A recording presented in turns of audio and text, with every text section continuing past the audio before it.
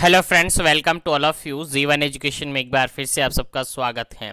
हम डिस्कस कर रहे थे स्पेशल सेशन, जिसके अंदर हम फर्स्ट सेशन कंप्लीट कर चुके हैं और फर्स्ट सेशन के अंदर काफ़ी इंपॉर्टेंट क्वेश्चन हमने डिस्कस किए और नर्सिंग कॉम्पिटिटिव एग्जाम्स के रिगार्डेड ये सारे सेशन आपके लिए काफ़ी इंपॉर्टेंट हैं।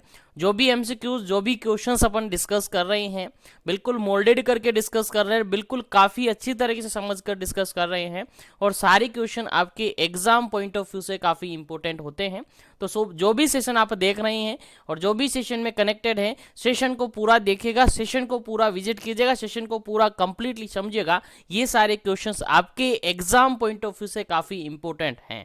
चलेगा, आज की इस सेशन को अपन डिस्कस करते हैं। आज का अपना सेशन है second session, session number second आपका है, जिसके अंदर काफ़ी इंपॉर्टेंट क्वेश्चंस अपन डिस्कस करने जा रहे हैं, जो कि आपके एग्जाम पॉइंट ऑफ व्यू से डायरेक्टली पुटअप होते हैं, आपके एग्जाम पॉइंट ऑफ व्यू से काफ़ी इंपॉर्टेंट है। चलेगा, सेकंड सेशन को मैं स्टार्ट कर देता हूं, लेकिन जो भी कनेक्टेड है अभी क्लास के अंदर, वो क्लास को एक बार से लाइक शेयर कर दीजिएगा ताकि सभी तक सेशन पहुंच जाए, सभी तक क्वेश्चन सेशन पहुंच जाए, ताकि सभी ज्वाइन कर सके और सभी इन क्वेश्चन का बेनिफिट ले सके। चलेगा, लास्टली सेशन के अंदर अपन ने काफ़ी कुछ क्वेश्चंस डिस्कस कर लिए थे, जिसके अंदर आपने देखे काफ़ी इंपॉर्टेंट क्वेश्चन है और काफ़ी बार पूछे हुए क्वेश्चन है और रिपीटेडली कंटिन्यूसली आपके एग्जाम में पूछे जाते हैं और उम्मीद है आपको समझ में आ गए होंगे। और आज के सेशन को मैं स्टार्ट कर रहा हूं। जो भी सेशन में जुड़ गए हैं, एक बार से लाइक शेयर कर दीजिएगा और जो भी पहली बार विजिट कर रही हैं चैनल पर, चैनल को जरूर से सब्सक्राइब कर लीजिएगा ताकि इसी तरीके से कंटिन्यू सेशन आपको मिलते रहे। चलेगा, आज के सेशन का अपना पहला क्वेश्चन है। आज के सेशन का अपना पहला क्वेश्चन काफी इंपॉर्टेंट है और ऑलमोस्ट सभी को याद होगा। जिसको याद नहीं है वो याद रखिएगा ये सेशन, और ये क्वेश्चंस आपके एग्जाम के अंदर डायरेक्टली पूछे जाते हैं। चलिएगा, आज का अपना पहला क्वेश्चन 11 नंबर क्वेश्चन है। क्वेश्चन क्या कहता है, क्वेश्चन को आपको सबसे पहले तो समझना पड़ेगा। क्वेश्चन समझ में आएगा तो ही आप आंसर एक्यूरेट दे पाएंगे, अदरवाइज क्वेश्चन का आंसर गलत हो जाता है। प्रीवियसली काफी सारे सेशन, हर सेशन के अंदर मैं आपसे बोलता हूं, पहले क्वेश्चन को समझिएगा, फिर ऑप्शन को देखिएगा, ऑप्शन को समझिएगा, फिर एलिमिनेशन मेथड लगाइएगा और क्वेश्चन का आंसर निकालिएगा। 100% मैं गारंटी के साथ कह सकता हूं, अगर इस तरीके से आपने क्वेश्चन को सोल्व किया है तो 100% आपका आंसर बिल्कुल करेक्ट होगा। चलेगा, क्वेश्चन पढ़ते हैं क्या कहता है। Women creating most comfortable atmosphere for her future baby 1 to 2 week before childbirth can be sign of। देखिए, क्वेश्चन सिंपल सा ये कह रहा है यहाँ पर कि एक प्रेग्नेंट लेडी है, एक प्रेग्नेंट वुमेन है जो कि क्रिएटिंग कर रही है। क्या कर रही है? क्रिएटिंग कर रही है, यानी क्रिएट कर रही है। क्या कर रही है? मोस्ट कंफर्टेबल एनवायरमेंट, किसके लिए? हर फ्यूचर बेबी, हर फ्यूचर बेबी यानी उसके फ्यूचर में आने वाले बेबी के लिए पहले से ही एक कंफर्टेबल एटमोस्फियर वो तैयार कर रही हैं। कितने टाइम पीरियड पहले? 1 to 2 week before the child birth. यानी एक प्रेग्नेंट लेडी है, प्रेग्नेंट लेडी है और उसको ईडीडी दिया हुआ है। सबको पता है ईडीडी क्या होता है, हमने डिस्कस किया। एक्सपेक्टेड डेट ऑफ डिलीवरी होता है, जिसका फॉर्मूला क्या था आप सबको पता है, LMP plus 9 month plus 7 days. ये आप मंथ करते हैं, आप कैलकुलेट करते हैं तो किसी भी प्रेग्नेंट लेडी का ईडीडी निकल कर आ जाता है और ये पता चल जाता है कि उस लेडी की जो डिलीवरी है यानी चाइल्ड बर्थ प्रोसेस है, लेबर प्रोसेस है, कब तक हो सकती है। यानी एक फिक्स डेट मिल जाती है, उसके 1 वीक पहले या 1 वीक बाद के अंदर, यानी 1 वीक का एवरेज अपना टाइम ड्यूरेशन लेते हैं, उसके अंदर उसकी डिलीवरी पॉसिबल होती है। तो LMP, तो यहां पर क्वेश्चन ये कह रहा है कि एक प्रेग्नेंट लेडी है जो कि डिलीवरी होने वाली है, प्रेग्नेंट लेडी है जिसकी डिलीवरी होने वाली है, उसको जो ईडीडी मिला है उस ईडीडी के अप्रोक्सीमेटली 1 to 2 वीक पहले ही वो क्या करने लग जाती हैं? एटमॉस्फेयर तैयार करने लग जाती हैं। अपने घर में क्या करने लग जाती है? एटमॉस्फेयर, वातावरण, पर्यावरण जो है आसपास का, अपने कमरे को, अपने रूम को क्या करने लग जाती है? कंफर्टेबल बनाने लग जाती है कि उसका बेबी आएगा और उसको कंफर्टेशन रहेगा। तो ये क्या है? क्वेश्चन समझ में आ गया? अब आंसर आपको देना है। पहला ऑप्शन यहां पर देखिएगा क्या है, सर्वाइकल राइपनिंग। सेकेंड ऑप्शन यहां पर है ड्रॉपिंग, थर्ड ऑप्शन यहां पर है ब्रेक्सटोन हिक कॉन्ट्रेक्शन, और डी ऑप्शन यहां पर है नेस्टिंग सिंड्रोम। चलिएगा क्या है करेक्ट आंसर, इस क्वेश्चन का आंसर आपको देना है, उसके बाद इसका करेक्ट आंसर आपको बताया जाएगा और उसके रिगार्डेड इंपोर्टेंट की पॉइंट्स आपको बताए जाएंगे, ताकि अगर इससे रिगार्डेड कोई भी क्वेश्चन आपके एग्जाम में आए तो इजीली आप उसको सोल्व कर पाए। चलिए जल्दी से आंसर दीजिएगा, क्या इसका करेक्ट आंसर होगा। देखिए चलेगा यहां पर अगर करेक्ट आंसर की अपन बात करते हैं तो option number D is correct answer. Option number D is correct answer. Nesting syndrome इसको कहते हैं। क्या कहते हैं जी? नेस्टिंग सिंड्रोम इसको कहते हैं। क्या होता है इसके अंदर देखिएगा, समझिएगा, ये कोई एक बीमारी नहीं है, एक तरीके से सिंड्रोम इसको कहा जाता है। केवल एक जनरली अपन कह सकते हैं साइन ऑफ लेबर होता है। ये क्या होता है? Premonitory sign of labour इसको कहा जाता है। क्या कहा जाता है? Premonitory sign of labour. याद रखिएगा, premonitory sign of labour इसको कहा जाता है, इतना याद रखिएगा, ठीक है। और ये कोई कंडीशन नहीं है, कोई एक डिजीज कंडीशन नहीं है आप सोचे कि सिंड्रोम आ गया तो डिजीज का नहीं, ऐसा डिजीज कंडीशन नहीं है, केवल premonitory sign of labour है, जिसके अंदर जो लेडी प्रेग्नेंट है उसको पता है उसकी डिलीवरी होगी अब, यानी ईडीडी उसको पता है, उसके अकॉर्डिंग 1 से 2 वीक पहले ही वो अपने घर को सही करने लग जाती है, अपने घर को, यानी अपने घर का जो एटमोस्फियर है, वातावरण है, उसको वो संभालने लग जाती है कि उसका बेबी आएगा और उसको कंफर्टेशन वो प्रोवाइड करेगी, उसके वेलकम के लिए वो तैयारी करने लग जाती है। आप सबको भी पता है इस बारे में। तो ये क्या होता है? आपका नेस्टिंग सिंड्रोम होता है। इस क्वेश्चन का राइट आंसर क्या हो जाता है? नेस्टिंग सिंड्रोम होता है। अगर अपन यहीं पर बात करें प्री मोनेटरी साइन की, तो प्री मोनेटरी साइन क्या होते हैं आप सबको याद होगा।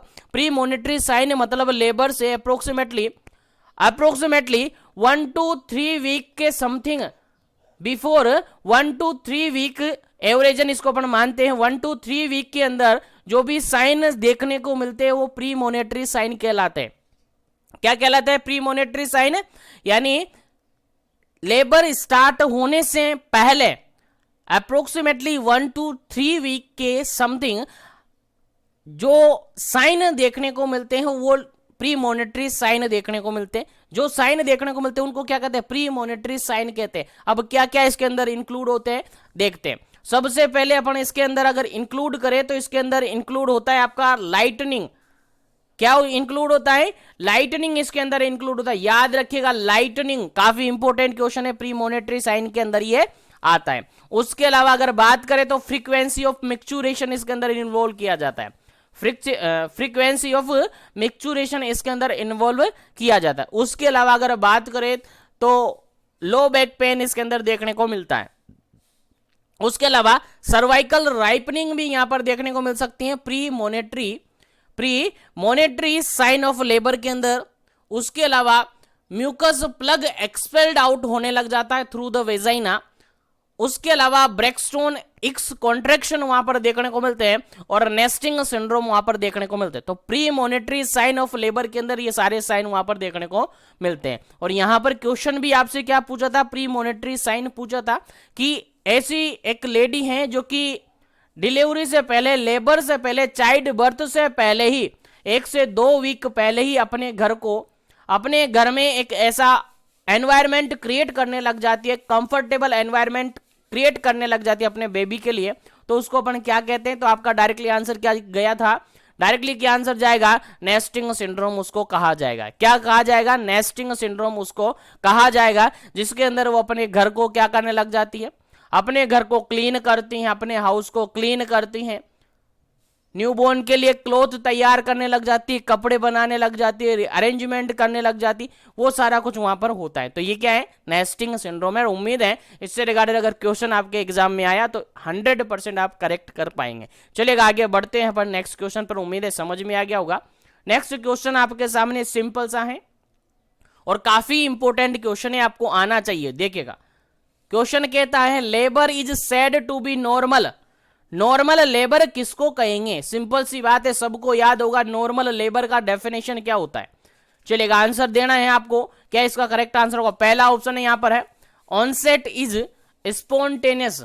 सेकंड ऑप्शन है foetus present by vertex, third option है कंप्लीट विदाउट अनड्यू प्रोलेंगेशन, और डी ऑप्शन है यहां पर ऑल ऑफ दी अबव। चलिएगा आंसर आपको देना है।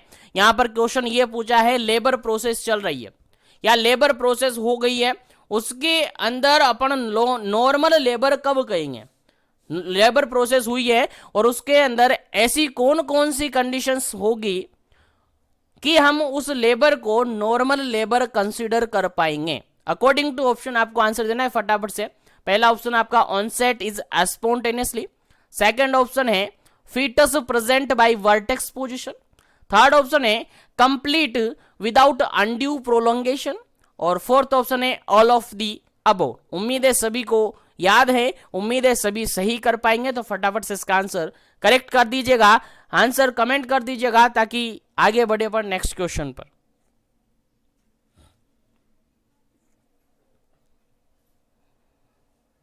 चलेगा, यहां पर अगर अपन बात करें इस क्वेश्चन के करेक्ट आंसर की तो option number D is correct answer होगा।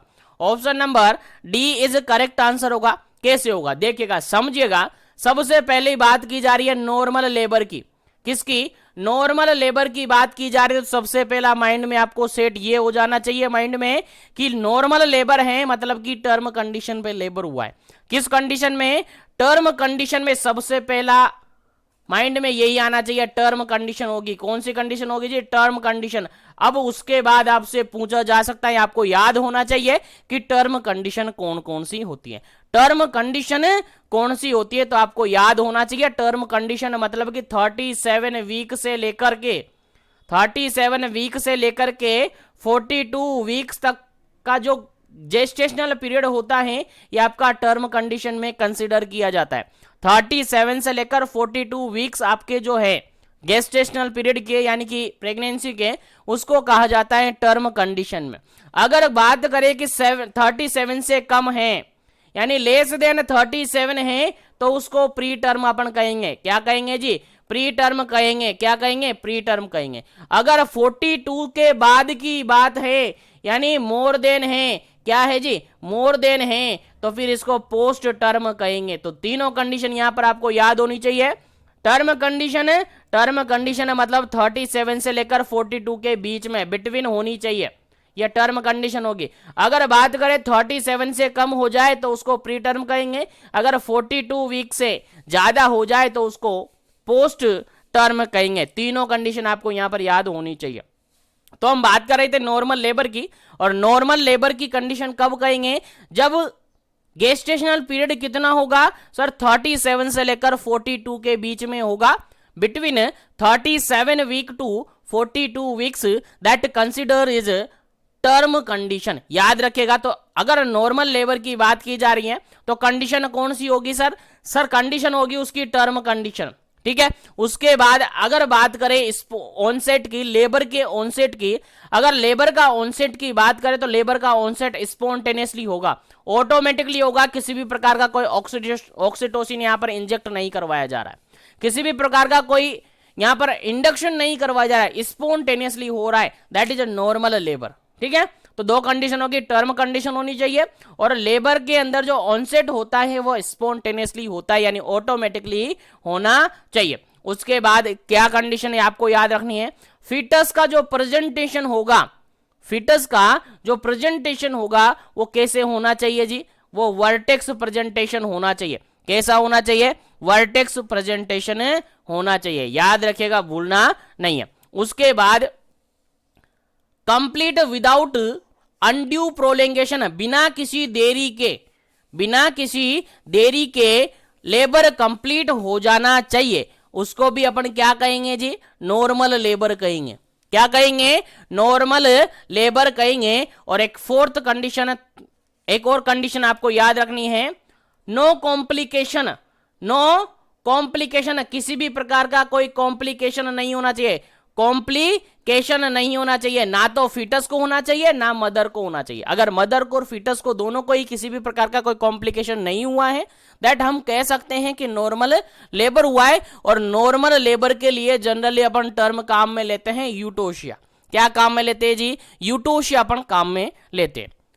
अब आप कहेंगे कि सर अगर एबनॉर्मल है तो एबनॉर्मल है तो फिर उसको डिस्टोशिया अपन कहेंगे, और एबनॉर्मल है डिस्टोशिया अपन कह रहे हैं तो ये सारी कंडीशन क्या हो जाएगी जी, अपोजिट हो जाएगी। क्या हो जाएगी, अपोजिट हो जाएगी। यानी इन्हें नॉर्मल कंडीशन की जो कंडीशंस मैंने बताई है, ये कंडीशन में किसी ना किसी प्रकार का कोई अल्टरेशन आ जाएगा, और ऐसी कंडीशन अगर रहेगी तो फिर उसको एबनॉर्मल लेबर अपन कंसीडर करते हैं, उसको नॉर्मल लेबर कंसीडर नहीं करते। तो नॉर्मल लेबर के अंदर कौन कौन सी कंडीशंस हुई है वो आपको याद होनी चाहिए। अगर ये आपको याद है तो इससे रिगार्डेड कोई भी क्वेश्चन आपके एग्जाम में आए आप इजीली कर पाएंगे। ठीक है, तो एक बार फिर से मैं रिवाइज करवा देता हूं कौन कौन सी कंडीशन। पहली कंडीशन है टर्म कंडीशन होनी चाहिए। सेकंड कंडीशन है ऑनसेट स्पॉन्टेनियसली होना चाहिए। थर्ड कंडीशन है फीटस का जो प्रेजेंटिंग पार्ट है, प्रेजेंटेशन है, वो वर्टेक्स होना चाहिए, यानी वर्टेक्स प्रेजेंटेशन होना चाहिए। उसके बाद विदाउट अनड्यू प्रोलोंगेशन कंप्लीट हो जाना चाहिए लेबर। लेबर बिना प्रोलोंगेशन किए, बिना देरी किए कंप्लीट हो जाना चाहिए।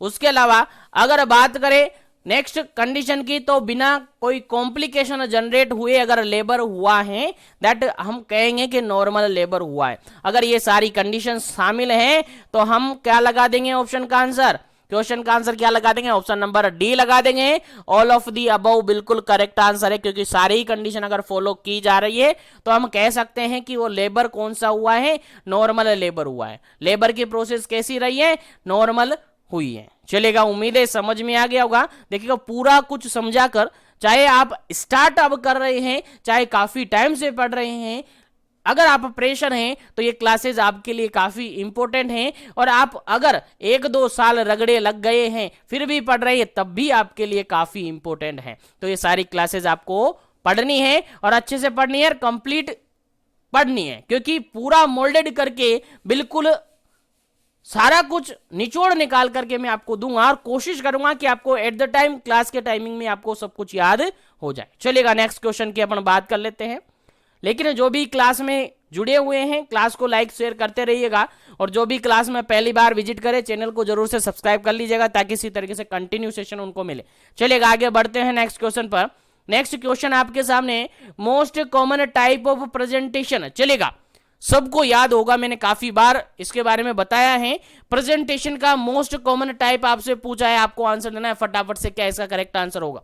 जानते हो प्रेजेंटेशन क्या होता है? देखिएगा कुछ टर्मिनोलॉजी है, लाइक प्रेजेंटेशन है, लाइक एटीट्यूड है, लाइक लाई है।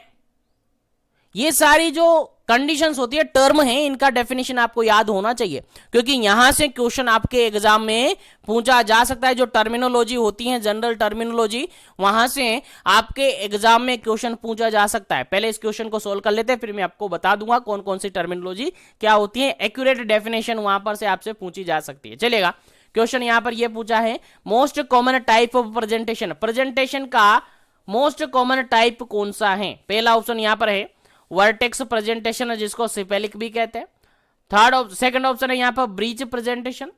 थर्ड ऑप्शन है यहाँ पर शोल्डर प्रेजेंटेशन, जिसको ट्रांसवर्स प्रेजेंटेशन कहा जाता है।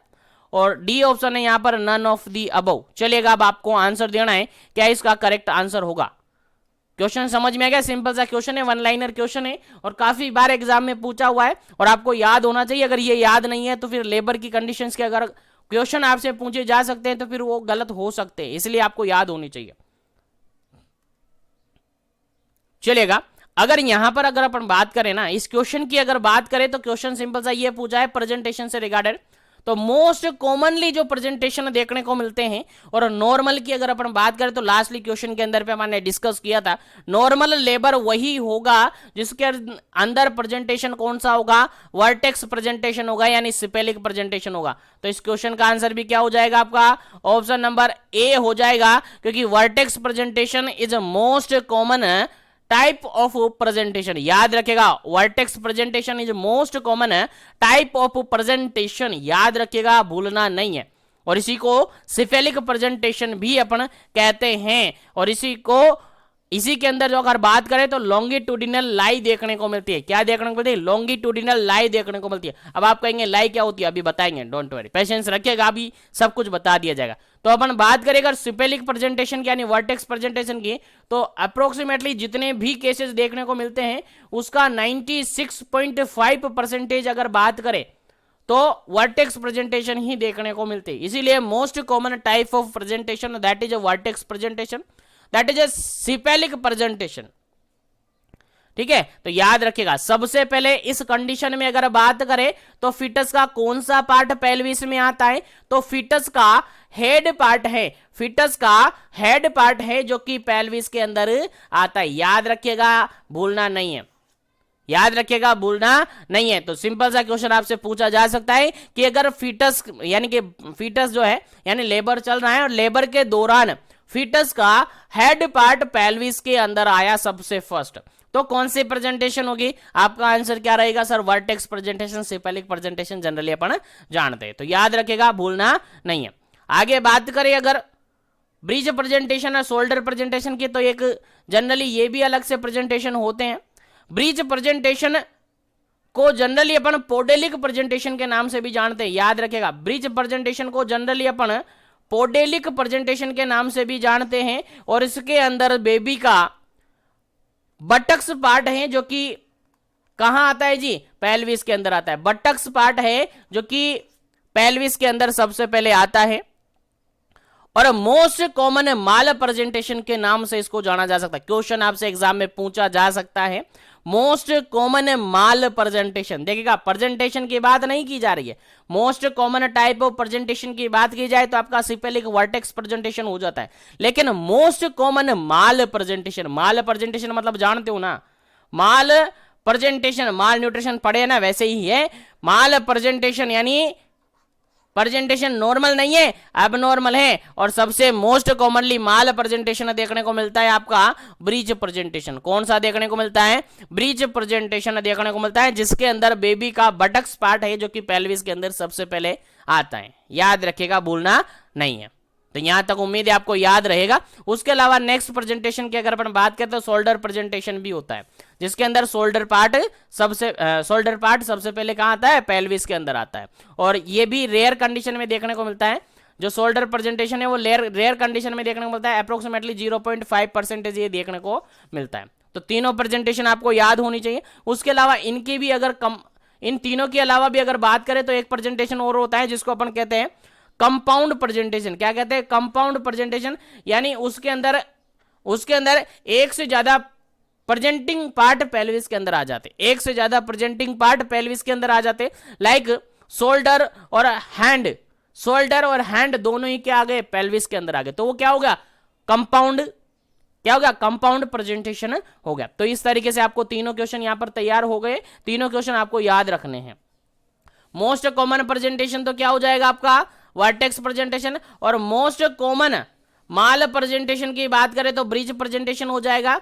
और अगर बात करें लेस तो ये आपका ये हो जाएगा। ठीक है, तो याद रखें बेसिकली दो ही क्वेश्चन आपको यहां से पूछे जा सकते हैं। एक तो most common type of presentation that is vertex presentation, और एक most common type of mall presentation that is bridge presentation. आपको याद होना चाहिए। चलिएगा आगे बढ़ते हैं, लेकिन यहीं पर अपन कुछ टर्मिनोलॉजी डिस्कस कर लेते हैं। चलेगा, यहीं पर डिस्कस कर लेते हैं अपन कुछ टर्मिनोलॉजी। पहली टर्मिनोलॉजी आपको याद होनी चाहिए लाई से रिगार्डेड। पहली टर्मिनोलॉजी आपको याद होनी चाहिए लाई से रिगार्डेड, जिसको फीटल लाई कहते हैं। क्या कहते हैं जी? फीटल लाई। और क्वेश्चन आपके एग्जाम में पूछा जा सकता है फीटल लाई से रिगार्डेड। कैसे पूछा जाएगा? क्वेश्चन में आपको डेफिनेशन दिया जाएगा, क्वेश्चन में आपको डेफिनेशन दिया जाएगा और बताना होगा कि फीटल लाई है, एटीट्यूड है, प्रेजेंटेशन है, या फिर सभी हैं, या फिर इनमें से कोई नहीं। कैसे भी क्वेश्चन पूछा जा सकता है। तो फीटल लाई का अगर डेफिनेशन अपन बात करें तो फीटल लाई का डेफिनेशन अगर अपन बात करें तो ये होता है आपका रिलेशनशिप। क्या? रिलेशनशिप बिटवीन किस किस के बीच में? Relationship maternal long axis and foetal long axis, maternal long axis and foetal long axis. यानी जनरली अपन कह सकते हैं कि अगर बात करें अपन मैटरनल लॉन्ग एक्सिस की और फीटल लॉन्ग एक्सिस की, अगर दोनों में रिलेशनशिप हैं तो उसको अपन कहते हैं जनरली फीटल लाई। यानी relationship between maternal long axis and foetal long axis that is known as foetal lie. याद रखेगा, भूलना नहीं है, काफी बार रिपीट हुआ क्वेश्चन है तो आपको याद होना चाहिए। अगर फीटल के लॉन्ग एक्सिस का और मैटरनल लॉन्ग एक्सिस का अगर रिलेशनशिप बैठ रहा है, रिलेशनशिप है आपस में, तो उसको अपन फीटल लाई कहते हैं। याद रखेगा, फीटल लाई कहते हैं। और यहां से भी आपके एग्जाम में क्वेश्चन पूछा जा सकता है कि मोस्ट कॉमन टाइप ऑफ या मोस्ट कॉमन फीटल लाई कौन सी देखने को मिलती है। मोस्ट कॉमन फीटल लाई कौन सी देखने को मिलती है? आपका आंसर जाता है सर लॉन्गिट्यूडिनल लाई देखने को मिलती है। लॉन्गिट्यूडिनल लाई देखने को मिलती है, जो कि अप्रोक्सीमेटली 99.5% देखने को मिलता है। यानी सबसे कॉमनली अगर बात करें फीटल लाई की, तो लॉन्गिट्यूडिनल लाई देखने को मिलती है। याद रहेगा, भूलना नहीं है, बिल्कुल भी काफी इंपॉर्टेंट क्वेश्चन है, आपके एग्जाम पॉइंट ऑफ व्यू से आपके एग्जाम में पूछा जा सकता है। चलेगा, आगे बात करें अपना नेक्स्ट क्वेश्चन की। आगे बात करें अपना नेक्स्ट क्वेश्चन की। नेक्स्ट क्वेश्चन आपके एग्जाम पॉइंट ऑफ व्यू से काफी इंपॉर्टेंट है। देखिएगा, क्वेश्चन लिखा हुआ है number of tray to be prepared in the labour room. Labour room के अंदर जो ट्रे प्रिपेयर की जाती है, लेबर रूम तो जानते होंगे, देखा भी होगा और गए भी होंगे, ड्यूटीज भी आपने की होगी, क्योंकि एकेडमिक सेशन के अंदर आपकी ड्यूटीज भी लगाई जाती है। और जो भी फ्रेशर होंगे और जो कि फ्रेशर क्या जो काफी 1-2 साल से पास आउट हो चुके हैं, उन सबको पता है लेबर रूम के बारे में। तो लेबर रूम के अंदर आप गए होंगे तो आपने देखे होंगे अलग अलग टाइप की ट्रे वहां पर रखी हुई होती है। तो यहां पर आपसे नंबर पूछे गए हैं, लेबर रूम के अंदर कितने टाइप की ट्रे देखने को मिलती हैं, कितने टाइप की ट्रे वहां पर प्रिपेयर करके रखी हुई होती हैं। आंसर आपको देना है कितने टाइप की ट्रे वहां पर अवेलेबल होती है। फटाफट से आंसर देना है, क्या इसका करेक्ट आंसर होगा।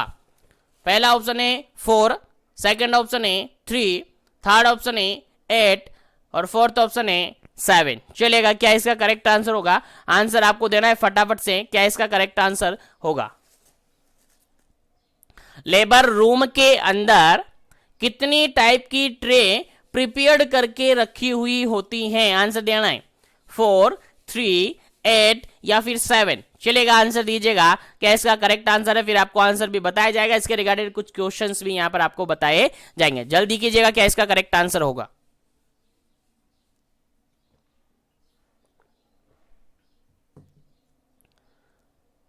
चलेगा, यहां पर अगर बात करें इस क्वेश्चन के बिल्कुल करेक्ट आंसर की, अगर बिल्कुल करेक्ट आंसर की बात करें तो इस क्वेश्चन का जो बिल्कुल करेक्ट आंसर होगा आपका option number 7, option number D, यानी 7 करेक्ट आंसर होगा। कितने टाइप की ट्रेज अवेलेबल होती हैं? सर 7 टाइप की ट्रेज वहां पर रखी हुई होती है। कितने टाइप की? पूरे 7 प्रकार की ट्रे हैं जो कि लेबर रूम के अंदर पाई जाती है। कौन कौन सी ट्रे होती हैं, नाम एनालिस्ट अपन करते हैं और आपको याद रखना है, ठीक है। तो यहां से रिगार्डेड क्वेश्चंस आगे आपके एग्जाम में पूछा जा सकता है, इसलिए याद होना चाहिए। चलेगा, और नोटबुक साथ में रखेगा, जो भी की पॉइंट्स आपको लगे इंपॉर्टेंट है वो आपको नोट कर लीजिएगा। और जो भी मैं बता रहा हूं सब कुछ इंपॉर्टेंट है तो सभी नोट कर लीजिएगा। चलेगा, यहां पर अगर बात करें पहली ट्रे की, टोटल ट्रे कितनी लेबर रूम के अंदर टोटल जो इंपॉर्टेंट ट्रे हैं वो 7 ट्रे होती हैं। कितनी? पूरी 7 ट्रे वहां पर प्रिपेयर करके रखी जाती है। कितनी? 7 ट्रे वहां पर प्रिपेयर करके रखी जाती हैं, जिसमें पहली ट्रे होती है आपकी डिलीवरी ट्रे। क्या होती है जी? डिलीवरी ट्रे होती है पहली tray, that is a delivery tray. Second की अगर बात करें तो ये होती है आपकी एपिजियोटोमी ट्रे। एपिजियोटोमी ट्रे, जो कि जरूरत पड़ती है तो एपिजियोटोमी किया जा सकता है, ठीक है। तो एपिजियोटोमी ट्रे अलग से होती है। थर्ड ट्रे की अगर बात करें तो थर्ड ट्रे होती है आपकी बेबी ट्रे, ठीक है। फोर्थ ट्रे की अगर अपन बात करें तो फोर्थ ट्रे होती है आपकी मेडिसिन ट्रे। क्या होती है? Medicine tray. फिफ्थ ट्रे की अगर अपन बात करें तो फिफ्थ ट्रे होती है आपकी इमरजेंसी, क्या होती है जी? Emergency drug tray, emergency drug tray. Six tray होती है आपकी एमवीए ट्रे। इसको जनरली कहेंगे अपन मैनुअल वैक्यूम एस्पायरेशन ट्रे। क्या कहेंगे? Manual vacuum aspiration tray. याद रखिएगा, भूलना नहीं है। और इसी को अपन कह सकते हैं ईवीए ट्रे। ईवीए ट्रे मतलब कि इलेक्ट्रिक वैक्यूम एस्पायरेशन ट्रे, तो इस तरीके से ये 6 ट्रे होगी और लास्ट 7 ट्रे होती हैं जिसको आप कहते हैं PPIUCD, PPIUCD, postpartum IUCD tray. कौन सी? Postpartum IUCD tray. याद रखिएगा। तो ये पूरी 7 ट्रे हैं, लेबर रूम के अंदर प्रिपेयर करके रखी जाती हैं। जो भी ट्रे जरूरत पड़ती हैं तो उसको यूटिलाइज किया जाता है। अब इन ट्रे के अंदर क्या क्या होता है उनको अपन सेपरेट सेशन के अंदर डिस्कस करेंगे। बाकी थोड़ा थोड़ा सा अगर मैं बताना चाहूंगा, थोड़ा थोड़ा सा आपको याद रखना है। देखिएगा, डिलीवरी ट्रे के अंदर बेसिकली अपन बात करें तो जो नॉर्मल एसेप्टिक टेक्निक्स के लिए यूज किए जाने वाले जो एसेप्टिक यानी ग्लव्स है, मास्क है, ये सारे एसेप्टिक टेक्निक्स के लिए काम में लेने वाले सारे आइटम्स होते हैं, सभी ट्रेस के अंदर हो सकते हैं। लेकिन बेसिकली अगर बात करें तो डिलीवरी ट्रे के अंदर आपका कोड क्लैंप देखने को मिल सकता है। कोड क्लैंप यहां पर भी होता है और कोड क्लैंप आपके बेबी ट्रे के अंदर भी होता है, तो कंफ्यूजन आपको नहीं रखना है। यूरिनरी कैथेटर यहां पर हो सकता है, स्पंज होल्डिंग फोर्सेप यहां पर होता है और स्पेकुलम्स यहां पर अवेलेबल होते हैं। क्या? स्पेकुलम्स यहां पर अवेलेबल होते हैं। यहां पर से क्वेश्चन एक्सेप्ट करके आपसे पूछा जाता है एग्जाम में कि फॉलोइंग ट्रे जो है वो प्रिपेयर्ड की जाती हैं लेबर रूम में, लेकिन एक ऐसी ट्रे है जो कि लेबर रूम के अंदर प्रिपेयर्ड नहीं की जाती है। ऑप्शन में क्या मिलेगा आपको? ऑप्शन में मिलेगा आपको किडनी ट्रे। और किडनी ट्रे देखिएगा, इनमें है क्या? इन 7 के अंदर मैंने एनलिस्ट किया है, इनके अंदर किडनी ट्रे है क्या? नहीं है। ये ट्रे खुद इन ट्रे के अंदर रखी रहती है। किडनी ट्रे तो एक छोटी ट्रे होती है जो कि इन ट्रे के अंदर रखी हुई होती है, तो सेपरेटली इसको प्रिपेयर नहीं किया जाता है, ये इन ट्रे के अंदर सेपरेटली रखी हुई होती है, सबके अंदर ये हो सकती है। ठीक है, तो याद रखना है। तो बेसिकली ये आपको याद होना चाहिए कौन कौन से ट्रे होती है, किस किस नाम से आपसे पूछा जा सकता है, सारे एनलिस्ट आपको याद होने चाहिए। बाकी इसके रिगार्डेड एक सेपरेट सेशन में मैं किस ट्रे के अंदर क्या आर्टिकल्स होता है, क्या आइटम्स होता है, क्या क्या क्या मटेरियल्स इसके अंदर होता है, कौन कौन सी इमरजेंसी मेडिकेशंस यहाँ पर अवेलेबल होती है, सारा कुछ अपन सेपरेट सेशन के अंदर डिस्कस करेंगे। उम्मीद है क्वेश्चन समझ में आ गया हो। तो आगे बढ़ते हैं अपन नेक्स्ट क्वेश्चन पर, और जो भी सेशन के अंदर जुड़े हुए हैं सेशन को लाइक शेयर करते रहेगा ताकि सभी तक सेशन पहुंचे, सभी को बेनिफिट हो। और जो भी पहली बार विजिट कर रहा है चैनल पर, चैनल को जरूर से सब्सक्राइब करें। ठीक है, चलेगा, आगे बढ़ते हैं नेक्स्ट क्वेश्चन पर। नेक्स्ट क्वेश्चन आपके सामने काफी इंपॉर्टेंट है, देखिएगा। which test is the contraindicated in the women with the antepartum hemorrhage? देखिए क्वेश्चन यहां पर पूछा है एपीएच से रिगार्डेड। किससे रिगार्डेड? एपीएच से रिगार्डेड। और क्वेश्चन ये कह रहा है कि कोई ऐसी लेडी है जिसके अंदर एपीएच देखने को मिला है। एपीएच क्या होता है अभी बताएंगे, डोंट वरी। तो एपीएच देखने को मिला है किसी लेडी के अंदर, और उसके अंदर कौन सा टेस्ट कॉन्ट्रा इंडिकेटेड माना जाता है, कौन सा टेस्ट आप नहीं करवाएंगे। यानी फॉलोइंग 4 टेस्ट आपको दे रखे, 4 टेस्ट में से 3 टेस्ट आप परफॉर्म कर सकते हैं, लेकिन एक टेस्ट बिल्कुल ही कॉन्ट्रा इंडिकेटेड होता है। वो कौन सा टेस्ट हमें नहीं करना है, वो कौन सा टेस्ट है? पहले आंसर आपको दीजिएगा, आप आंसर दीजिएगा, फिर इसके रिगार्डेड अपन डिस्कस करेंगे कि एपीएच क्या होता है, एपीएच के कारण क्या हो सकते हैं, कोजेज क्या क्या हो सकते हैं, और इसका आगे क्या क्या की पॉइंट्स आपके एग्जाम में पूछे जा सकते हैं, वो अपन सारा कुछ यहाँ पर डिस्कस करेंगे। तो फटाफट से आंसर दीजिएगा। क्या इसका करेक्ट आंसर? पहला ऑप्शन यहाँ पर है यूएसजी, एब्डोमिनल यूएसजी करेंगे। सेकंड ऑप्शन है पर वेजाइना एग्जामिनेशन यहाँ पर करेंगे। थर्ड ऑप्शन है एमनियोसेंटेसिस यहाँ पर करेंगे, और फोर्थ ऑप्शन यहाँ पर कोरियोनिक विलस सैंपलिंग यहाँ पर लेंगे। चलेगा, जल्दी बताइएगा। सॉरी, चलिए यहां पर अगर अपन बात करें, यहां पर अगर हम बात करें तो option number B is correct answer. Option number B is correct answer. APH की कंडीशन अगर है, यानी एंटेपार्टम हेमरेज है, तो कभी भी वेजाइनल एग्जामिनेशन नहीं किया जाएगा। याद रखिएगा, कॉन्ट्रा इंडिकेटेड है। एपीएच के अंदर वेजाइनल एग्जामिनेशन कॉन्ट्रा इंडिकेटेड माना जाता है, कभी भी नहीं करना है। याद रखिएगा, काफी एग्जाम के अंदर ये रिपीट हुआ क्वेश्चन है और आपके एग्जाम में रिपीट हो सकता है, इसलिए आपको याद रखना है। ठीक है, तो एपीएच अगर किसी लेडी को है तो उसके अंदर क्या परफॉर्म नहीं करेंगे, कौन सा टेस्ट नहीं करेंगे? सर वहां पर हम वेजाइनल एग्जामिनेशन नहीं करेंगे, पर वेजाइनल एग्जामिनेशन कभी भी हम नहीं करेंगे एपीएच की कंडीशन के अंदर। अब जानते हैं कि एपीएच क्या होता है। चलेगा, एपीएच से नाम से मीनिंग निकल रहा है, हेमरेज तो है ही, एपीएच से नाम से मीनिंग निकल रहा है एंटेपार्टम हेमरेज।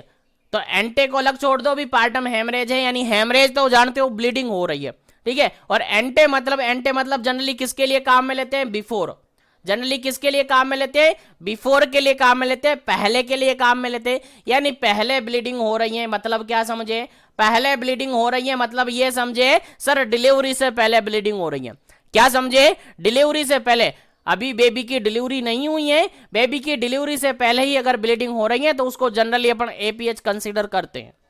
आप कहेंगे सर बाद में अगर हो रही है, बेबी डिलीवर्ड हो गया है, उसके बाद में अगर डिलीवरी हो रही है, सॉरी ब्लीडिंग हो रही है, तो उसको क्या कहेंगे, तो फिर उसको क्या कहेंगे अपन, पीपीएच कहेंगे, पीपीएच कहेंगे। तो पीपीएच हम उसको कहेंगे। अब ये तो एक्यूरेट डेफिनेशन नहीं हुई सर, एक्यूरेट अपन जानते हैं, ऐसे जानेंगे, देखेगा।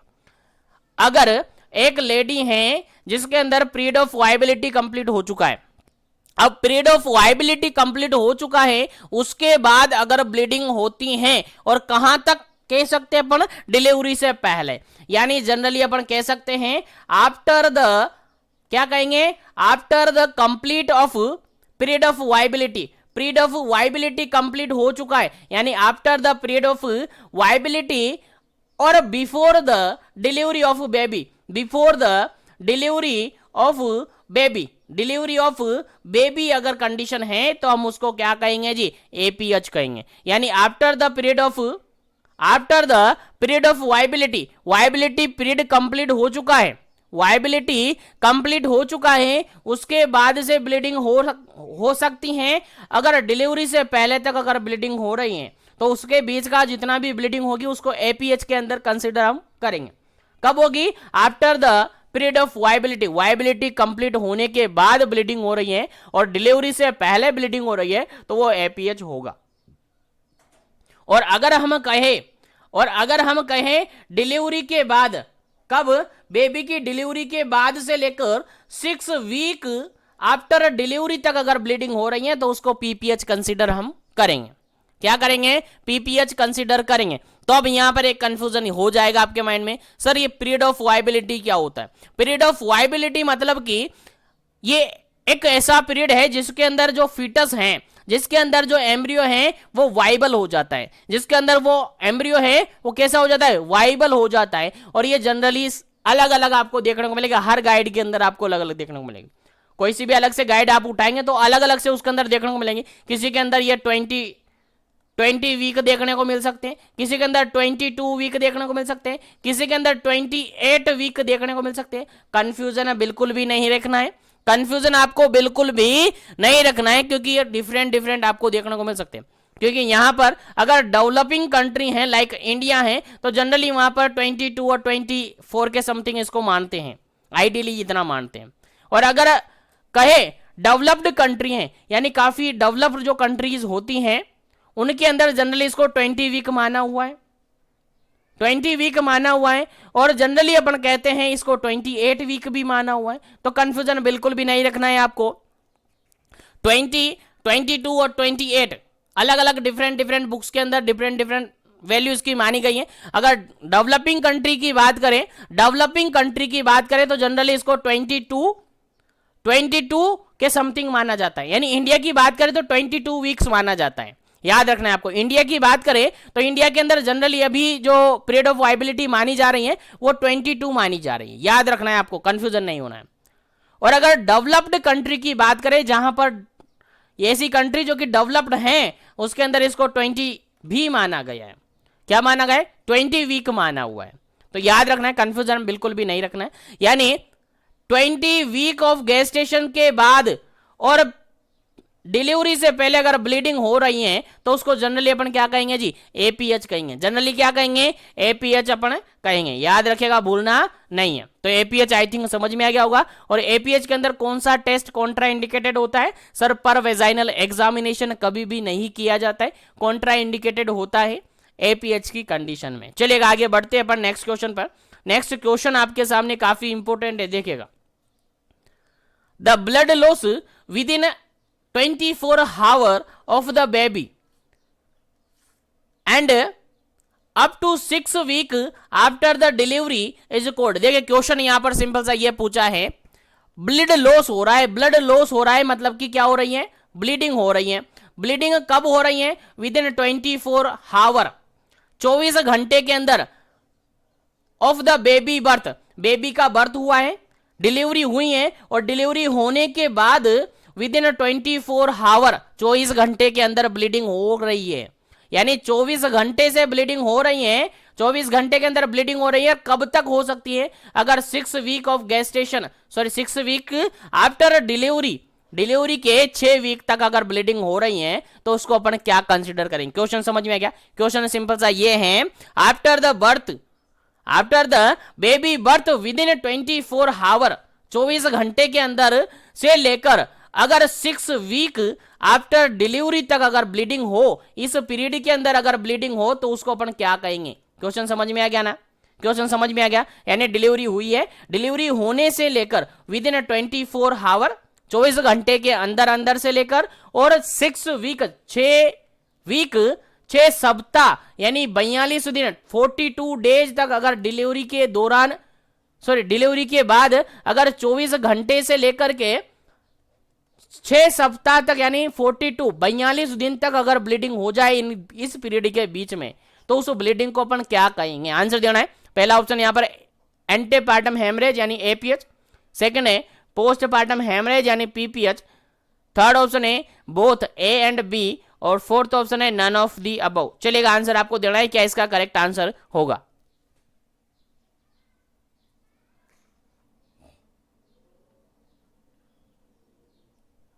चलेगा। अगर बात करें, देखिएगा क्वेश्चन समझ में आना चाहिए, आपको याद रखना है, कंफ्यूजन बिल्कुल भी नहीं रखना है। अगर कंफ्यूजन हो गए हैं तो फिर आंसर गलत हो सकता है। देखिएगा, मैं दोनों को डिफरेंशिएट यहां पर आपको करवा दूंगा। यहां पर अगर बिल्कुल करेक्ट आंसर की अगर बात करें अपन, तो ऑप्शन नंबर बी यहां पर करेक्ट होगा। ये पीपीएच की कंडीशन होगी। कैसी होगी जी? पीपीएच, पोस्टपार्टम की कंडीशन ये होगी। देखिएगा, मैंने कहा था अभी लास्ट क्वेश्चन के अंदर डिस्कस किया था अपन ने। देखिएगा, 3 यहां पर एक छोटा सा डायग्राम बनाकर मैं आपको बता देता हूं, उससे इजीली आपको समझ में आ जाएगा। देखिएगा, यहां पर और यहां पर देखिएगा। अब यहां पर देखिएगा, आपको क्या याद रखना है, क्या याद रखना है, भूलना नहीं है। मैं काफी अच्छी तरीके से समझाने की कोशिश कर रहा हूं। यहां पर आपकी क्या हुई है,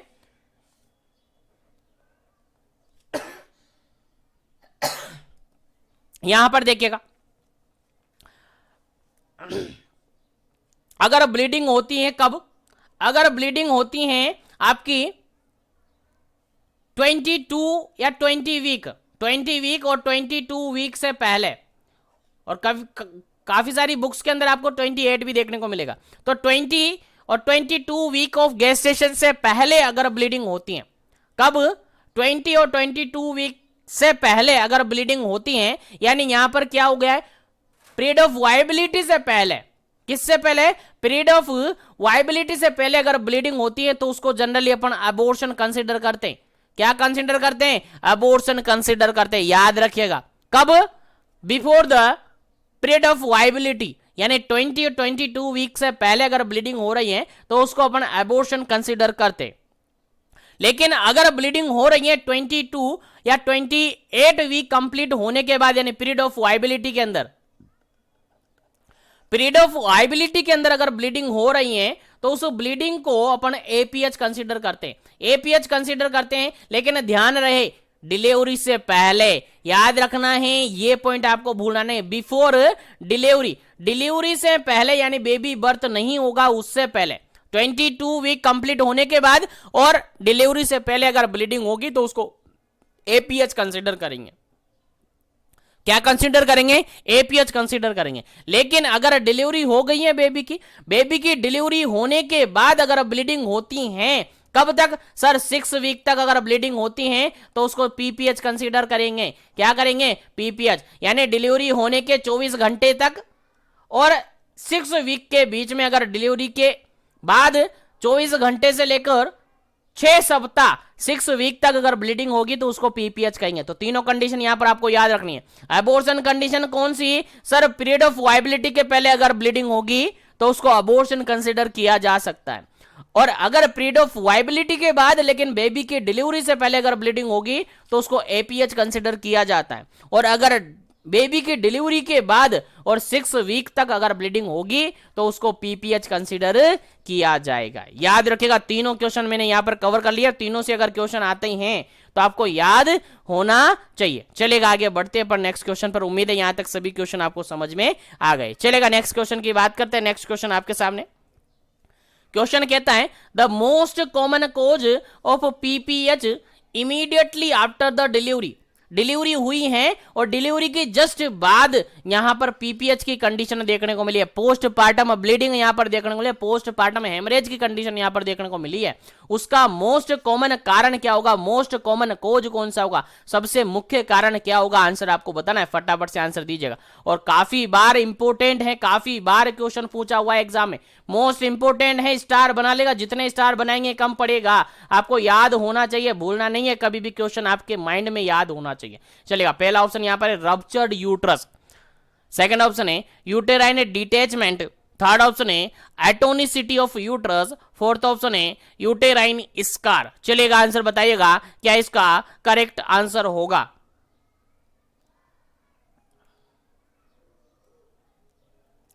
चलेगा, यहां पर अगर बात अपन करें, यहां पर अगर अपन बात करें तो पीपीएच का जो मोस्ट कॉमन कारण होता है, मोस्ट कॉमन कोज होता है वो आपका एटोनिक यूट्रस होता है। क्या होता है जी, एटोनिक यूट्रस होता है। यानी यूट्रस की जो टोन है उसमें एटोनिसिटी आ जाती है, यानी यूट्रस की टोन में क्या हो जाता है जी, डिक्रीजमेंट आ जाता है, या यूट्रस की टोन है लॉस हो जाती है। ऐसी कंडीशन में क्या हो जाता है, पीपीएच देखने को मिल जाता है। क्योंकि अगर टोन रहेगी, अगर यूट्रस के अंदर टोन है तो वो कॉन्ट्रैक्शन रिलैक्सेशन चलते रहेंगे, कॉन्ट्रैक्शन रिलैक्सेशन होगा तो ब्लीडिंग नहीं होगा। और अगर टोन ही खत्म हो गया है, टोन ही लॉस हो गया है, तो यूट्रस ना कॉन्ट्रैक्ट होगा ना रिलैक्ट होगा, तो फिर ऐसी कंडीशन में क्या होता है जी, ब्लीडिंग होगी। क्या होगा, ब्लीडिंग होगी। और ब्लीडिंग होगी तो उसको क्या कह देंगे अपन, पीपीएच कह देंगे। क्या कह देंगे, पीपीएच कह देंगे। तो ऐसी कंडीशन में अगर लगता है कि एटोनिक यूट्रस हो रहा है, एटोनिक यूट्रस है, तो ऐसी कंडीशन में सब आप वहां पर केयर देते हैं, मसाज वगैरह करते हैं, मसाज करते हैं। अगर जरूरत पड़ी तो फिर ऑक्सीटोसिन भी वहां पर दिया जाता है। क्यों दिया जाता है, ताकि कॉन्ट्रैक्शन रिलैक्सेशन को, कॉन्ट्रैक्शन को क्या किया जाए, इंडक्स किया जाए, इंड्यूस किया जाए, कॉन्ट्रैक्शन वहां पर इंड्यूस किया जाए, ताकि यूट्रस कॉन्ट्रैक्ट हो, रिलैक्ट हो, जिसके कारण से ब्लीडिंग नहीं हो। तो ये सारा मैनेजमेंट आगे आप करते हैं। उम्मीद है क्वेश्चन समझ में आ गया। तो आगे बढ़ते हैं अपन नेक्स्ट क्वेश्चन पर। आगे बढ़ते हैं नेक्स्ट क्वेश्चन पर।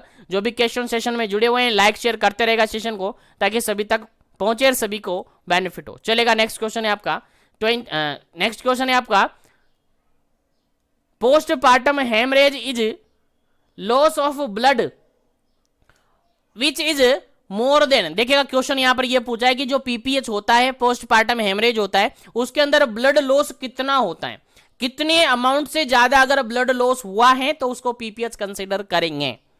कितने अमाउंट से ज्यादा अगर ब्लड लॉस हुआ है तो उसको अपन पीपीएच कंसीडर करेंगे। क्वेश्चन समझ में आ गया, आंसर आपको देना है फटाफट से। पहला ऑप्शन यहां पर 80 ml से ज्यादा, यानी more than 80 ml। Second option है more than 100 ml। Third option है मोर देन 500 ml। और डी ऑप्शन है यहां पर मोर देन 900 ml। चलिएगा, आंसर दीजिएगा क्या इसका करेक्ट आंसर होगा। फिर आगे बढ़ेंगे अपन नेक्स्ट क्वेश्चन पर।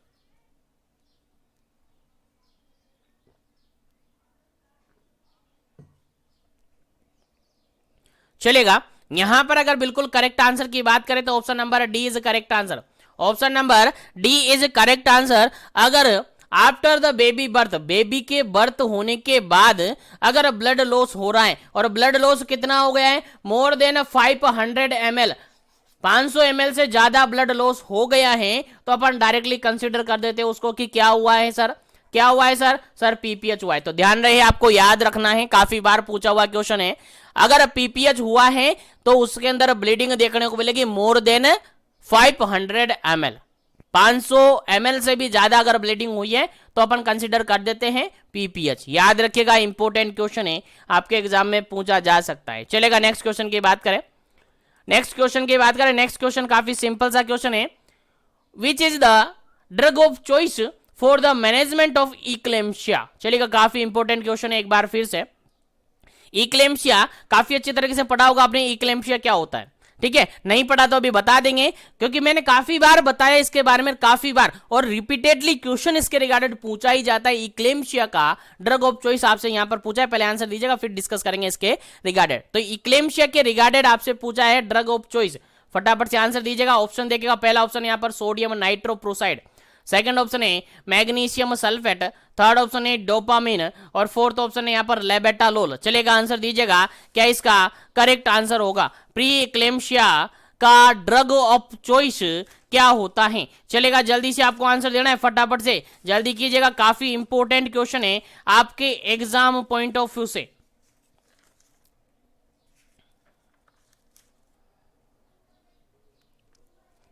चलेगा, यहां पर अगर बात अपन करें तो यहां पर जो बिल्कुल करेक्ट आंसर आपका होगा, बिल्कुल करेक्ट आंसर आपका होगा option number B is correct answer. Option number B बिल्कुल करेक्ट आंसर होगा। मैग्नीशियम सल्फेट को क्या माना जाता है? इक्लेम्शिया का ड्रग ऑफ चॉइस माना जाता है। किसको? Magnesium sulphate, MgSO4, magnesium sulphate को इक्लेम्शिया का ड्रग ऑफ चॉइस माना जाता है। DOC ऑफ इक्लेम्शिया आपको याद रखना है, मैग्नीशियम सल्फेट होता है। क्या होता है जी? मैग्नीशियम सल्फेट होता है, आपको भूलना नहीं है, काफी इंपॉर्टेंट क्वेश्चन है, आपके एग्जाम के अंदर बार बार पूछा जाता है, तो आपको याद रखना है, भूलना नहीं है। ठीक है, आपको याद रखना है, भूलना नहीं है। अब आगे अगर अपन बात करें तो इक्लेम्शिया के बारे में थोड़ा सा डिस्कस कर लेते हैं, क्योंकि यहां से भी आपके एग्जाम में क्वेश्चन पूछा जाता है, यहां से भी आपके एग्जाम में क्वेश्चन पूछा जाता है, तो आपको याद होना चाहिए। चलेगा, यहां पर डिस्कस कर लेते हैं। देखिएगा, इक्लेम्शिया जो होता है जनरली पीआईएच की कंडीशन होती है। पीआईएच मतलब कि क्या होता है जी? पीआईएच मतलब होता है प्रेगनेंसी इंड्यूस्ड हाइपरटेंशन। क्या होता है? पीआईएच मतलब होता है प्रेगनेंसी इंड्यूस्ड हाइपरटेंशन। याद रखिएगा, प्रेगनेंसी इंड्यूस्ड हाइपरटेंशन। और यहां पर जनरली अपन कहते हैं कि प्रेगनेंसी के दौरान पहले हो सकता है कि लेडी के अंदर कोई किसी भी प्रकार की कोई हाइपरटेंशन से रिगार्डेड प्रॉब्लम नहीं थी। जब लेडी प्रेग्नेंट नहीं थी तो उससे पहले कंफर्म नहीं है, मतलब कि ऐसा नहीं है कि उसके अंदर पहले से हाइपरटेंशन था, लेकिन प्रेगनेंसी के बाद अगर उसके अंदर हाइपरटेंशन देखने को मिल रहा है। हाइपरटेंशन किसको कहते हैं? सबसे पहला काम तो आपका ये है, ये जानना है। देखिएगा, नॉर्मल जो बीपी होता है एक ह्यूमन बॉडी का, एक ह्यूमन का नॉर्मल बीपी होता है, कितना होता है? 120/80 mm ऑफ Hg होता है। सबको याद होगा जी? बिल्कुल सबको याद है, सबको याद है। और अगर बात करें यहां पर, तो अगर बीपी 140 से ज्यादा 140/90 mm ऑफ Hg से अगर ज्यादा हो जाए तो उसको क्या कहते हैं अपन? क्या कहते हैं? सबको याद होना चाहिए, हाइपरटेंशन कहते हैं। क्या है? हाइपरटेंशन कहते हैं। जनरली ये होती है। अगर हाइपरटेंशन है मतलब कि बीपी कितना हो रहा है? 140/90 से ज्यादा हो रहा है, यानी 140/90 mm ऑफ Hg से ज्यादा हो रहा है। लेकिन अगर यही कंडीशन प्रेगनेंसी के अंदर हुई है, यही कंडीशन अगर प्रेग्नेंट लेडी के अंदर हुई है तो उसको कहते हैं अपन PIH। क्या कहते हैं? PIH, प्रेगनेंसी इंड्यूस्ड हाइपरटेंशन, जो कि यूजुअली याद होना चाहिए कब देखने को मिलता है? 20 week, after the 20 week of gestation देखने को मिलता है, याद होना चाहिए। आफ्टर 20 वीक ऑफ गेस्टेशन देखने को मिलता है, याद रखना है, काफी इंपॉर्टेंट क्वेश्चन है, आपसे पूछा जा सकता है कि जो प्रेगनेंसी इंड्यूस्ड हाइपरटेंशन देखने को मिलती है यूजुअली किस टाइम पीरियड में देखने को मिलती है? आपका डायरेक्टली आंसर जाएगा after the 20 week of gestation pregnancy induced hypertension देखने को मिलता है, जिसके अंदर आपको जेस्टेशनल हाइपरटेंशन देखने को मिलेगा, प्रीक्लेम्शिया देखने को मिल सकता है और इक्लेम्शिया देखने को मिल सकता है। ठीक है, तो यहां तक आपको समझ में आ गया। तो अगर बीपी कितना 140/90 mm से ज्यादा हो रहा है, और अगर प्रेगनेंसी के कारण से हो रहा है, प्रेगनेंसी के दौरान ये हो रहा है, और कितना गेस्टेशन पीरियड होगा? 20 वीक से ज्यादा, आफ्टर 20 वीक ऑफ गेस्टेशन से बाद में अगर हो रहा है तो उसको क्या कहते हैं अपन? PIH कंसीडर करते हैं। अब PIH के अंदर अगर बात करें तो 3 कंडीशन को शामिल किया गया है। PIH के अंदर 3 कंडीशन को शामिल किया गया है, तीनों कंडीशन आपको याद होनी चाहिए। पहली है जेस्टेशनल हाइपरटेंशन, पहली condition that is gestational hypertension. दूसरी कंडीशन दैट इज प्री इक्लेम्शिया, याद होना चाहिए। थर्ड कंडीशन है आपकी इक्लेम्शिया, तीनों ही आपको याद होनी चाहिए। जेस्टेशनल हाइपरटेंशन की अगर बात करें तो यहां पर BP generally 140/90 mm of Hg से ज्यादा देखने को मिलती है, और इसके अलावा कोई जो normal condition, normal sign symptom होते हैं वही यहां पर देखने को मिलते हैं। ज्यादा कुछ यहां पर अल्ट्रेशन यहां पर देखने को नहीं मिलता है, केवल प्रेगनेंसी के ड्यूरिंग में ये देखने को मिलती है। उसके बाद आगे अपन बात करें प्री इक्लेम्सिया की, तो जेस्टेशनल हाइपरटेंशन से भी सीवियर कंडीशन है प्री इक्लेम्सिया, और प्री इक्लेम्सिया में जनरली हाइपरटेंशन देखने को मिलता है। क्या देखने को मिलता है जी? हाइपरटेंशन देखने को मिलता है, और यहां पर जो बीपी है जनरली देखने को मिल सकती है more then 140/90 mm of Hg से ज्यादा, और 160/110 से कम, 160/110 से कम, यानी इस रेंज में यहां पर बीपी देखने को मिलती है। इस रेंज में यहां पर बीपी देखने को मिलती है, यानी 140/90 से तो ज्यादा और 160/110 से कम, यानी more then 140/90 mm of Hg से तो ज्यादा और 160/110 से कम अगर बीपी देखने को मिले तो वो प्रीक्लेम्सिया होगा। उसके अलावा यहां पर प्रोटीन यूरिया देखने को मिलता है। क्या देखने को मिलता है? प्रोटीन यूरिया देखने को मिलता है। अब प्रोटीन यूरिया हो रहा है तो ऑब्वियसली बात है वहां पर इडीमा भी देखने को मिलेगा। क्या देखने को मिलेगा जी? इडीमा भी यहां पर देखने को मिलेगा। ठीक है, अगर इस कंडीशन को यहां पर ट्रीट नहीं किया है तो फिर ये कॉम्प्लिकेट हो सकती हैं, कॉम्प्लिकेटेड हो सकती हैं, और फिर प्री इक्लेम्सिया के साथ साथ यहां पर क्या हो सकता है जी? सीजर आ सकते हैं जी। क्या आ सकते हैं? सीजर यानी कन्वर्जन आ सकते हैं। और अगर प्री इक्लेम्सिया के साथ साथ अगर कन्वर्जन आ गए हैं, प्री इक्लेम्सिया के साथ साथ अगर सीजर आ गए हैं, अगर कन्वर्जन आना स्टार्ट हो गया है, तो आपका डायरेक्टली क्या जाएगा सर आंसर? कि इक्लेम्सिया हो गया। यानी प्री इक्लेम्सिया अब इक्लेम्सिया के अंदर क्या हो गई है? कन्वर्ट हो गई है, और कन्वर्ट होने के बाद वहां पर सीजर और कन्वर्जन देखने को मिल रहा है। तो ये तीनों कंडीशन आपकी पीआईएच यानी प्रेगनेंसी इंड्यूस्ड हाइपरटेंशन के अंदर कंसीडर की जाती है। याद रखना है, भूलना नहीं है, काफी इंपॉर्टेंट है। चलेगा, आगे बढ़ते हैं नेक्स्ट क्वेश्चन पर। नेक्स्ट क्वेश्चन आपके सामने सिंपल सा क्वेश्चन है, काफी इंपॉर्टेंट क्वेश्चन है, आपको याद होना चाहिए। देखिएगा, क्वेश्चन कहता है pre term labour as the onset of labour prior to the completion of gestation period. देखिए क्वेश्चन यहां पर ये पूछा है, डेफिनेशन दी है, एक्चुअली में कहे ना तो डेफिनेशन दी है आपकी प्री टर्म लेबर की। प्री टर्म लेबर किसको अपन कहेंगे? और अगर कंटिन्यूअसली कंसंट्रेशन के साथ क्लास में थे तो 100% सभी को याद है प्री टर्म लेबर किसको कहेंगे? Pre term labour as the onset of labour prior to the completion of which week of the gestation. किस वीक के अंदर अगर लेबर स्टार्ट हो गया है तो उसको प्री टर्म लेबर कहेंगे। किस वीक के कंप्लीट होने के पहले अगर लेबर स्टार्ट हो गया है तो उसको प्री टर्म लेबर कहेंगे। आंसर आपको देना है, पहला ऑप्शन यहां पर है 20 week of gestation, second option है 36 week of gestation, third option है 37 वीक ऑफ गेस्टेशन, और फोर्थ ऑप्शन है 42 वीक ऑफ गेस्टेशन। चलेगा, आंसर दीजिएगा क्या इसका करेक्ट आंसर होगा। यानी किस वीक के पहले अगर लेबर स्टार्ट हो जाए तो उसको प्री टर्म लेबर कहेंगे। चलिएगा, आंसर दीजिएगा क्या इसका करेक्ट आंसर है। उम्मीद है सभी को याद होगा।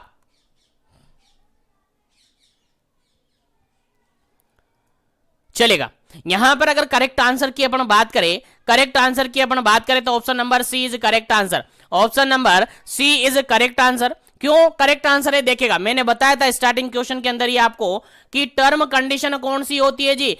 टर्म कंडीशन होती है आपकी अगर गेस्टेशन पीरियड 37 वीक से लेकर के 42 वीक्स तक का है। कितना? 37 वीक से लेकर के 42 वीक्स तक का अगर गेस्टेशन पीरियड है तो वो टर्म कंडीशन है। क्या है जी? टर्म कंडीशन है। लेकिन अगर 37 से लेस है तो वो प्री टर्म है। कैसी है? प्री टर्म है। और अगर 42 के बाद में है यानी इससे मोर है तो वो क्या है जी? पोस्ट टर्म है। तो दोनों कंडीशन मैंने वहीं पे बता दी थी आपको, यहां पर एक बार फिर से बता दी। तो टर्म कंडीशन 37 से 42 वीक के बीच के अंदर रहेगी। अगर 37 से कम हो जाएगी तो वो प्री टर्म होगी, और 42 से ज्यादा हो जाएगी तो आपकी पोस्ट टर्म कंडीशन होगी। तो याद रखिएगा, काफी इंपॉर्टेंट क्वेश्चन है, आपके एग्जाम पॉइंट ऑफ व्यू से आपको याद होना चाहिए। तो प्री टर्म लेबर कब कंसिडर करेंगे अपन?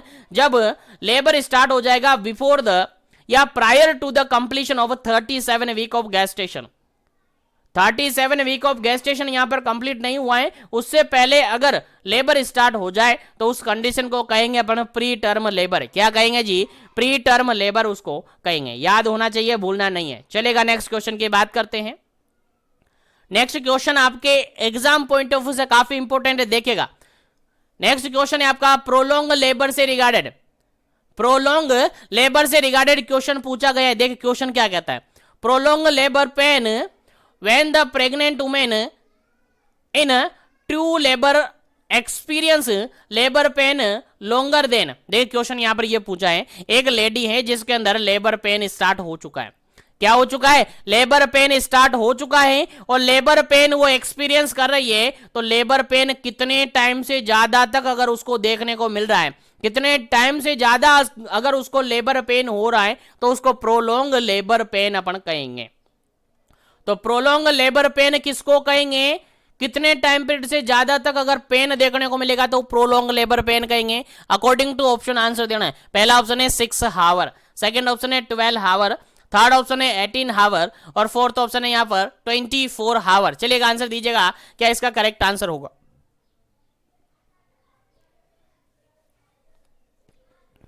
चलेगा, यहां पर अगर करेक्ट आंसर की बात करें तो सबको याद है, सबको पता है, नॉर्मल लेबर पेन जनरली देखने को मिलता है विद इन 24 हावर। कितना? विद इन 24 हावर। 24 हावर यानी 24 घंटे के अंदर अंदर अगर पेन देखने को मिला है तो वो नॉर्मल लेबर पेन अपन मानते हैं। क्या मानते हैं? 24 घंटे के अंदर अगर पेन हो रहा है तो उसको नॉर्मल अपन कंसीडर करते हैं। लेकिन अगर 24 घंटे से भी ज्यादा लेबर पेन देखने को मिला है, that is a prolong labour pain. That is a prolong labour pain. उम्मीद है सभी को याद है, उम्मीद है सभी को समझ में आ गया है। तो प्रोलॉन्ग लेबर पेन किसको कहेंगे? अगर पेन 24 घंटे से भी ज्यादा, 24 हावर से भी ज्यादा देखने को मिले तो उसको प्रोलॉन्ग लेबर पेन कहते हैं। याद रखिएगा, भूलना नहीं है, काफी इंपॉर्टेंट क्वेश्चन है, आपके एग्जाम में पूछा जा सकता है। चलिएगा, आगे बात करते हैं अपन नेक्स्ट क्वेश्चन की। उम्मीद है यहां तक के सारे क्वेश्चन आपको समझ में आ गए हैं। तो जो भी क्लास के अंदर, जो भी सेशन के अंदर जुड़े हुए हैं, एक बार से सेशन को लाइक शेयर कर दीजिएगा ताकि सभी तक सेशन पहुंच जाए। जो भी कनेक्टेड है सेशन के अंदर, चैनल पर अगर पहली बार विजिट कर रहे हैं तो चैनल को जरूर से सब्सक्राइब कर लीजिएगा ताकि इसी तरीके से कंटिन्यू सेशन आपको मिलते रहे। चलेगा, नेक्स्ट क्वेश्चन की बात कर लेते हैं। नेक्स्ट क्वेश्चन आपका 22 नंबर क्वेश्चन है। क्वेश्चन क्या कहता है देखिएगा, और उम्मीद है सभी को याद है, सभी को मैंने बता दिया पहले ही। द प्रेगनेंसी इंड्यूस्ड हाइपरटेंशन, देखिएगा पीआईएच की कंडीशन है, usually developed into the mother के अंदर पीआईएच की कंडीशन जनरली कब देखने को मिलती हैं? कब देखने को मिलती है पीआईएच की कंडीशन? आंसर दीजिएगा फटाफट से, क्या इसका करेक्ट आंसर है? क्योंकि थोड़ी देर पहले मैंने आपको बता दिया पीआईएच जनरली कब डेवलप होता है। आंसर देना। पहला ऑप्शन यहाँ पर 18 वीक पर, सेकंड ऑप्शन यहाँ पर 20 वीक पर, थर्ड ऑप्शन है 22 वीक पर, और फोर्थ ऑप्शन है यहाँ पर 16 वीक पर। चलिएगा, आंसर दीजिएगा, क्या इसका करेक्ट आंसर है? उम्मीद है सभी को पता है इसका आंसर, फटाफट से दीजिएगा।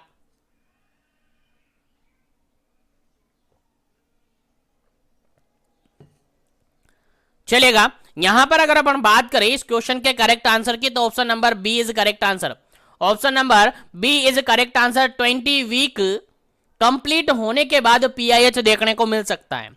After the 20 week completion, after 20 week completion pregnancy induced hypertension देखने को मिल सकता है। जिसके अंदर क्या क्या बताया मैंने सर? जेस्टेशनल हाइपरटेंशन देखने को मिल सकता है सर। यहां पर प्री इक्लेम्शिया देखने को मिल सकता है सर। यहां पर इक्लेम्शिया देखने को मिल सकता है। यानी तीनों कंडीशन जनरली कब देखने को मिलते हैं sir? After 20 week of gestation ये देखने को मिलते हैं। उम्मीद है सभी को समझ में आ गए। इसके अंदर जनरली हाइपरटेंशन देखने को मिलता है, जनरली हाइपरटेंशन देखने को मिलता है, जनरली यहां पर प्रोटीन्यूरिया देखने को मिलता है, जनरली यहां पर इडिमा देखने को मिलता है, और अगर सीजर हो जाता है तो उसको इक्लेम्शिया के अंदर कंसीडर कर लिया जाता है। तो जनरली ये सारे क्वेश्चन आपको अच्छी तरीके से समझ में आए होंगे। तो इस सेशन को यहीं पर फिनिश करते हैं।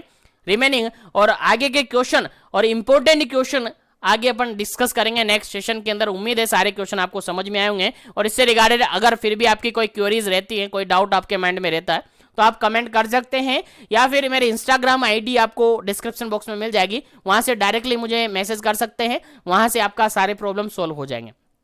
और कंटिन्यूअसली डेली का सेशन लीजिएगा, आपको काफी बेनिफिट होगा। बहुत ही जल्दी अपन इतने सारे क्वेश्चन डिस्कस कर लेंगे, इतने सारे टॉपिक डिस्कस कर लेंगे कि अगर प्रीवियसली कोई भी क्वेश्चन अगर आपके एग्जाम में आता है, यानी आने वाला कोई भी नर्सिंग कॉम्पिटिटिव एग्जाम में, हर एग्जाम के अंदर हम काफी सारे क्वेश्चन देखने को देखेंगे। तो आपके एग्जाम पॉइंट ऑफ व्यू से आपको सबको पता है सीएचओ वैकेंसीज आ रही है सभी स्टेट के अंदर, सीएचओ वैकेंसीज आ रही है सभी स्टेट के अंदर, जिसके अंदर एमपी के अंदर सीएचओ वैकेंसीज आ चुकी हैं, यूपी के अंदर भी जल्दी ही आने वाली है, और राजस्थान के अंदर भी नेक्स्ट कुछ ही दिनों में देखने को मिलेगी। राजस्थान सीएचओ के जो कंप्लीट प्रोसेस है कंप्लीट हो चुके हैं, और उनको जल्द ही इसी मंथ के अंदर, आई थिंक इसी मंथ के 31 डेट यहां पर मेंशन है, और वही आगे से देखने को मिल रही है, और वही इंफॉर्मेशन चल रही है कि 31 से पहले इनको ज्वाइनिंग दे दी जाएगी, और उसके बाद नेक्स्ट मंथ में आपकी वैकेंसी कंप्लीट हो जाएगी। और नेक्स्ट मंथ यानी मार्च के बाद अप्रैल मंथ में आपकी 101% आपकी वैकेंसी आने वाली है राजस्थान सीएचओ कैंडिडेट के लिए। राजस्थान कैंडिडेट के लिए, यानी राजस्थान के जितने भी नर्सिंग कैंडिडेट हैं उनके लिए सीएचओ की वैकेंसी आने वाली है, साथ ही आरपीएससी की वैकेंसी भी जल्द ही आने वाली है। स्टाफ नर्स, नर्सिंग ट्यूटर की वैकेंसी जल्दी ही आपके सामने आने वाली। तो इसी तरीके से कंटिन्यू बने रहे और अपनी स्टडी को कंटिन्यू रखें, पॉजिटिव बने रहे, नेगेटिव नहीं होना है, और इसी तरीके से पढ़ते रहे पॉजिटिविटी के साथ। बाकी आज के सेशन को मैं यहीं पर फिनिश करता हूं, मिलेंगे अपन नेक्स्ट सेशन के अंदर फुल एनर्जेटिक के साथ और नेक्स्ट काफी इंपॉर्टेंट क्वेश्चन को लेकर। जब तक के लिए बने रहे जीवन एजुकेशन के साथ, लाइक शेयर करते रहेगा। जो भी कनेक्टेड पहली बार होते हैं वो चैनल को जरूर से सब्सक्राइब कर लीजिएगा, ताकि इसी तरीके से कंटिन्यू सेशन आपको मिलते रहे। चलिए बाय, आज के लिए इतना ही।